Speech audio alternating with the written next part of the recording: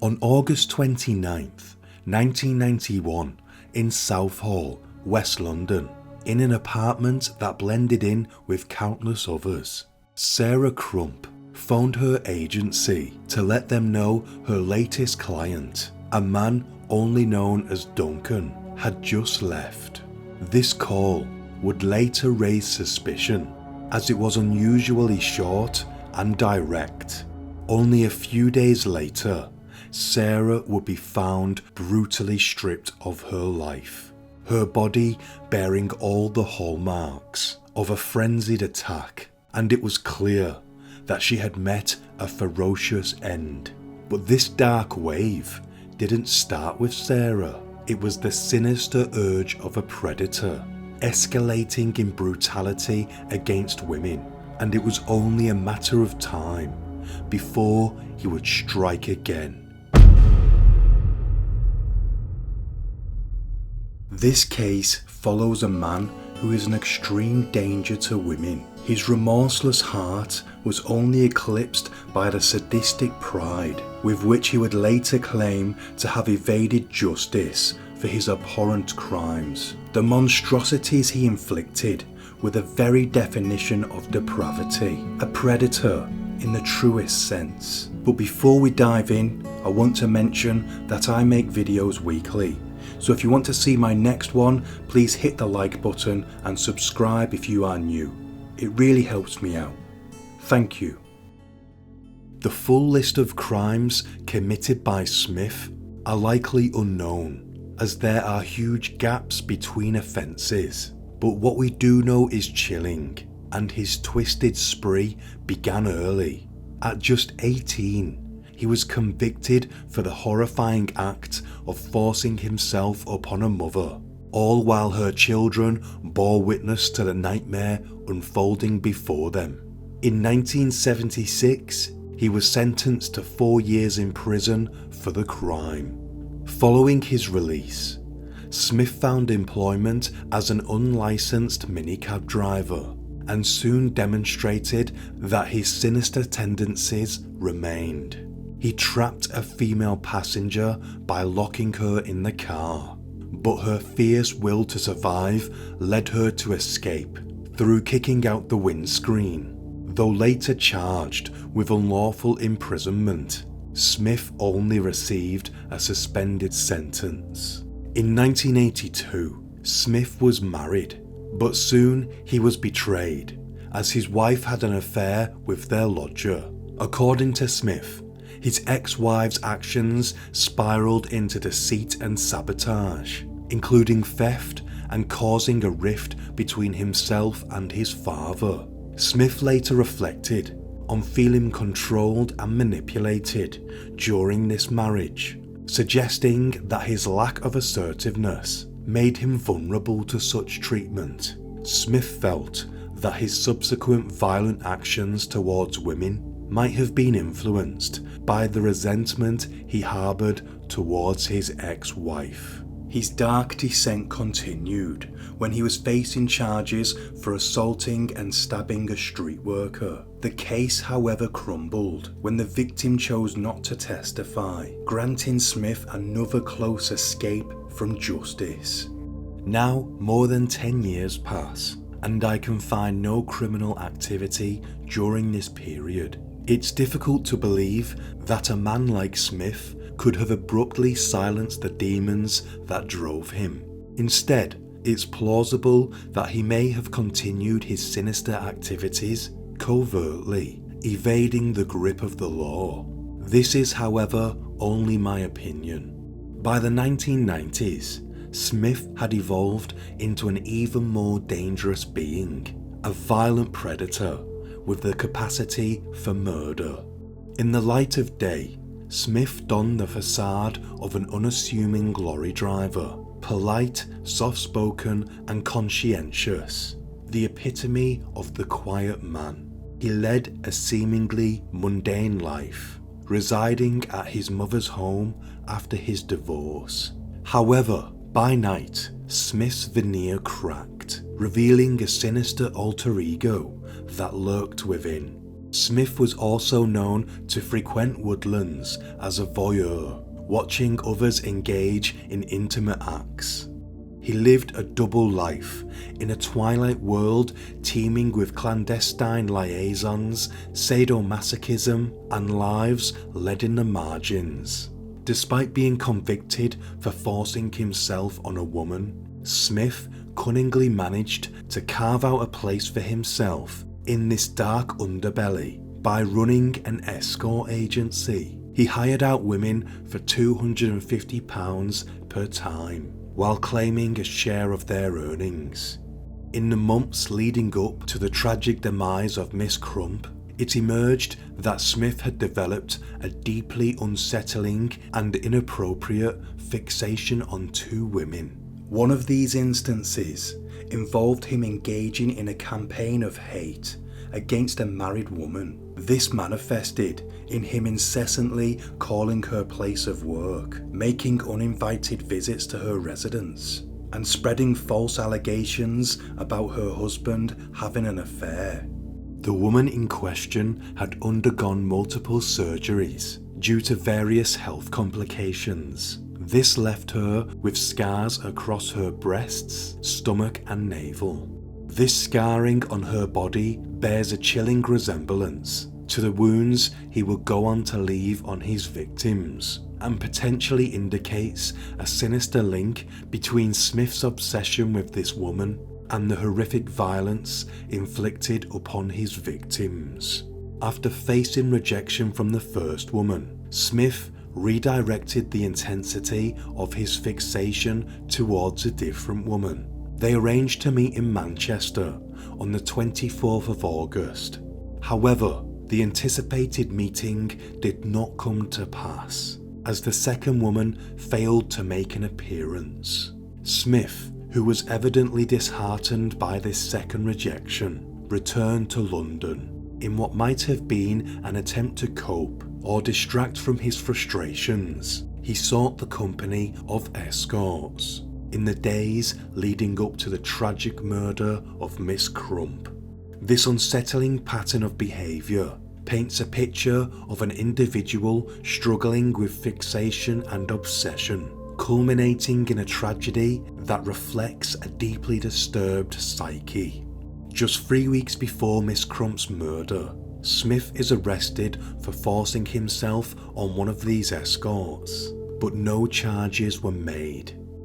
On August 28th, Sarah Crump finished her workday at Wembley Hospital in northwest London at 2 p.m. She was employed as a personal secretary in the chiropody department. No one knew that Sarah led a double life. During the day, she fulfilled her role as a secretary, but in the evenings, she occasionally worked as an escort, hosting male clients in her apartment. Her family, who were unaware of her involvement with an escort agency, believe that Sarah's choice to work as an escort was driven by her aspiration to finance fertility treatments. Her older sister, Joanne Platt, spoke about Sarah's wish to become a mother. Smith, who was on a week's leave from work, was engaging in the services of escorts at an alarming rate. He had set up a meeting with Sarah at her apartment using the alias Duncan. At 2 a.m, she made a call to her escort agency, which was a safety measure to inform them that Smith had left the premises. This was to ensure her well-being, but unfortunately, Smith was a seasoned client and employer of escorts, and he was well acquainted with this safety measure. The brief nature of the call and the absence of any names being mentioned led prosecutors to believe that Sarah sensed imminent danger at the time of the call. Smith coerced Sarah to make it as a means of fabricating evidence that he left, thereby attempting to elude suspicion and conceal his actions. In the following days, Sarah's boyfriend, increasingly alarmed by his inability to contact Sarah, reported her missing to the authorities. When the police arrived at Sarah's residence, a truly brutal scene began to unfold. They discovered bloodstains in the bathroom and on her dressing table. What they found next was beyond horrifying. Sarah's lifeless body lay on her bed, subjected to an unimaginable level of brutality and mutilation. Her breasts had been severed, her chest cavity opened, and her internal organs had been horrifically arranged on the bed. Her cause of death was given as multiple stab and incised wounds, which had cut through neck vessels, the left lung, and the heart. The scene was not just indicative of a violent crime, it bore the marks of an act driven by a deeply disturbed mindset, exhibiting an unsettling level of sadism and cruelty. The shocking discovery reverberated through the community, leaving all who knew her and even those who didn't struggling to comprehend the sheer viciousness of the act and the tragic loss of a young life cut short in such a horrific manner. Smith was apprehended by the authorities on September 5th under the suspicion of being involved in Sarah's murder. During his initial interrogations, he gave a series of inconsistent accounts regarding his whereabouts, which altered significantly as the questioning progressed. At first, Smith said that he had never been to Southall and denied being the person known as Duncan. Subsequently, he altered his statement by admitting that he had scheduled a massage appointment with Miss Crump and that he had become aware of her murder through the news.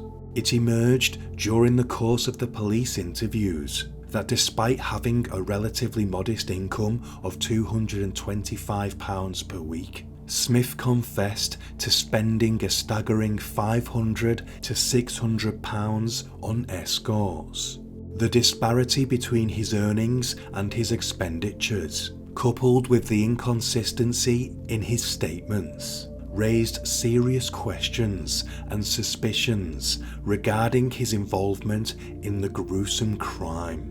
The authorities continued to probe deeper into the matter, examining the evidence and the accounts provided by Smith. Smith was formally charged with the murder of Sarah Crump. However, in a twist that left many in shock, Smith was acquitted of the murder charges. As he exited the courtroom, he expressed his gratitude to the jury. His acquittal came after his defense team launched serious allegations against Police Chief Jill McTeague and her team, alleging hiding of evidence and incompetence handling the case.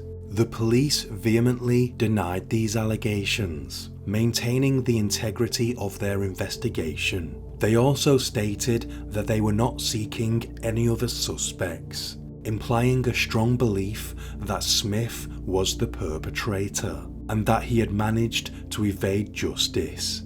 Sarah's mother, Pat Rhodes, expressed a haunting concern during her daughter's trial at the Old Bailey. She said that Smith was dangerous and warned that he would kill again.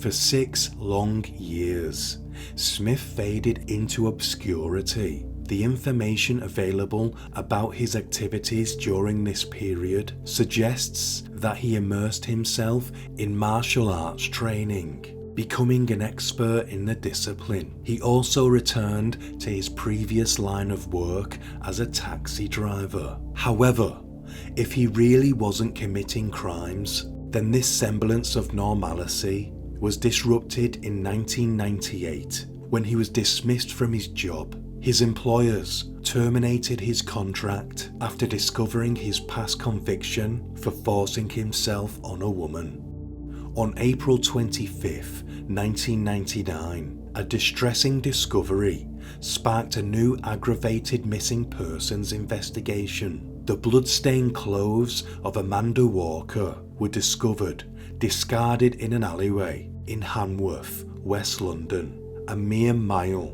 from Smith's residence. The story took a horrifying turn when 6 weeks later, the heavily decomposed body of the 21-year-old victim was found. Amanda, a native of Leeds, was last seen in Sussex Gardens, near London's Paddington Station, which ominously was the same red light district frequented by Smith. Due to the severe state of decomposition, the exact cause of death remained uncertain. However, the chilling mutilation found on her body bore a striking resemblance to the previous murder of Sarah Crump, pointing to a case of foul play. Smith's name resurfaced in connection with the crime when Scotland Yard's violent offender database revealed that Smith lived nearby where Amanda's clothes were found. The mounting evidence solidified when tests found blood on Amanda's clothing matched that of Smith's DNA. Amanda Walker had left her 2-year-old son, Macaulay, with his father in the Rawcliffe area of Leeds. Her journey to London had been somewhat impromptu, with friends providing her a lift. However, she impulsively exited the vehicle near Paddington Station, where the red light district was.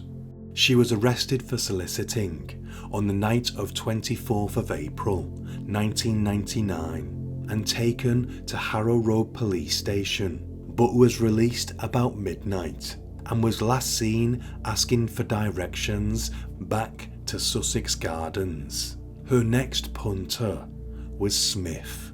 He attempted to justify the presence of his blood by alleging that he had tripped and injured his face on the pavement as he was leaving an adult party in Ilford, Essex, on the night of her death. He said that he had left the party for broad-minded adults in an aroused state and subsequently drove to the red light district of Sussex Gardens. Smith testified before a jury that he was still bleeding when he met Amanda and argued that he bled onto her as she cared for his injured lip. In truth, he had led her to his car, brutally murdered her, and transported her body to a wooded area. Her body was found after complaints from the public about a pungent smell coming from the area. After the DNA match, Smith was apprehended, awaiting trial for Miss Walker's murder. Smith carelessly boasted about the murder to his cellmate, Stephen Williams. This turned out to be his downfall. Williams, who was also convicted for forcing himself on a woman, was horrified by what he heard and promptly informed the police. Smith revealed to Williams that he had tied up Miss Walker, wrapped her up in polythene, and then cut her with a knife in her lower body before forcing himself on her. Smith, being well versed with the human body's pressure points and how to inflict pain and cause death, confessed that he had placed his hand over her nose and mouth, which led to her demise. Smith would later describe what he did to Miss Walker to a prison psychologist. It appears that Smith forced Miss Walker into submission. Upon resisting, a struggle ensued, during which Miss Walker bit his finger in an attempt to defend herself. He then forced her to undress before strangling her and hastily burying her under a pile of leaves. So I think you can merge what he told his cellmate and what he told his psychologist to work out roughly what really happened to Miss Walker. Following a rigorous examination of the compelling evidence presented, Smith was found guilty of murder and handed a life sentence. Once the verdict was read, Judge Michael Hyam, the Recorder of London, addressed Smith directly. He said, "You've been found guilty on the very strong evidence of a brutal murder. Anyone who has heard what you did to that unfortunate young woman must have been horrified and revolted. It is evident that you killed her to satisfy your perverted obsession." He said Smith had shown no pity or remorse, and had even boasted of the crime to another prisoner while on remand. The judge told him, "You are extremely dangerous to women, and clearly will remain so." Sarah's mother, Pat Rhodes, issued a statement in which she said she was relieved that Smith had finally been jailed. "Nothing will bring Sarah back. We know that, but we feel there has been unfinished business while Smith has been free. I truly believe Smith to be guilty of the murder of my daughter Sarah. I said at the trial that he would kill again." Amanda Walker's parents did not attend the trial. In 2005, a significant amendment to the law opened the path for legal authorities to revisit and prosecute previously acquitted offenders if fresh and compelling evidence came to light, known as the Double Jeopardy Law. It was a game changer for law enforcement and prosecutors. In the case of Smith, it was the chilling similarity between the murder of Miss Walker and Miss Crump, including the mutilation of the bodies after death, a confession he made to a cellmate, and the correlation of fingerprints discovered in Miss Crump's apartment and those found on Miss Walker's clothes that brought forth new life to Miss Crump's case, and eventually led to Smith's re-prosecution. Smith, who towered at 6'3" and carried a hefty build, had earned the nicknames like the Honey Monster and Lurch from his peers. Despite his adamant denial of a murder charge, he was ultimately found guilty by the jury at the Inner London Crown Court. On the 19th of May 2023, Smith received a life sentence, with a minimum term of 27 years. However, the 479 days he had previously spent in remand during the 1990s was deducted from his term. As a result, he is slated to serve a minimum of 25 years and 251 days behind bars. The prosecution's case also leaned heavily on a chilling confession Smith made to his cellmate in prison. There, Smith regularly spoke about his past exploits in S&M clubs and parties in London, expressing his perverse delight in inflicting pain on women and tying them up.